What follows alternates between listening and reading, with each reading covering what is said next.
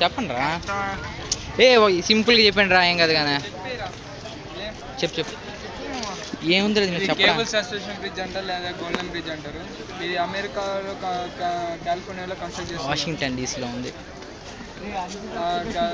Construct చేస్తున్నారు. దీన్ని 1933లో start చేశారు. మే 27, 1937 కల్లా కన్స్ట్రక్షన్ కంప్లీట్ అయిపోయింది. దీన్ని మెయింటైన్ చేసేది జోసెఫ్ స్ట్రాస్. దీని మెయిన్ పర్పస్ వచ్చి ట్రాన్స్పోర్టేషన్ పర్పస్.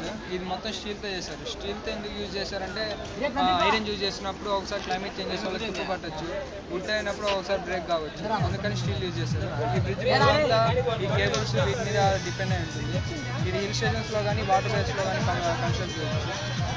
దీని మొత్తం లెంత్ వచ్చి 8,931, హైట్ వచ్చి 790, విడ్త్ వచ్చి 590. దీనికి ఒక స్టోరీ ఉంది తెలుసా? ఐడియా ఉంది.